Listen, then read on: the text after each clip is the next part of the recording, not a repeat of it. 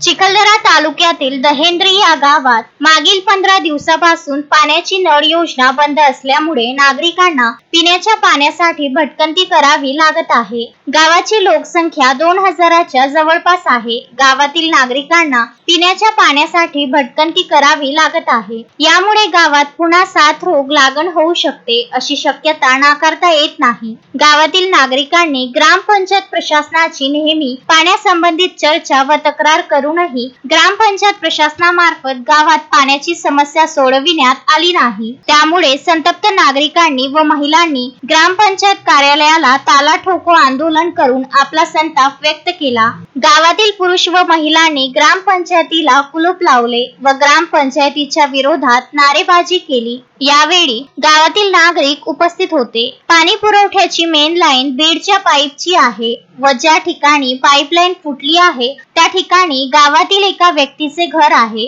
त्या ठिकाणी खोदकाम करता येत नाही। तात्पुरती व्यवस्था म्हणून आपण पाईप वेल्डिंग करणार आहोत। उद्यापर्यंत पाणी पुरवठा सुरू करू असे पाईपलाईन दुरुस्त करणारा कारागीर बोलला। लवकरच नागरिकांना पाणी मिळेल अशी प्रतिक्रिया रवी बेठेकर सरपंच दहेंद्री यांनी बोलताना सांगितले। 15 दिवसापासून पाणी पुरवठ्याची योजना बंद आहे। वारंवार सरपंच सचिव यांना या बाबतीत सांगितले। वेळोवेळी सांगून सुद्धा पाणी सुरू झाले नाही। त्यामुळे नागरिकांना पिण्याच्या पाण्याची मोठी समस्या उद्भवली। हातपंप व इतर ठिकाणावरून नागरिकांना पाणी भरावे लागते। त्यामुळे दहेंद्री गावात पिण्याच्या पाण्याची मोठी समस्या निर्माण झाली आहे अशी प्रतिक्रिया संदीप मुंडे यांनी दिली। मारुती पाटणकर, विदर्भ न्यूज, चिखलदरा।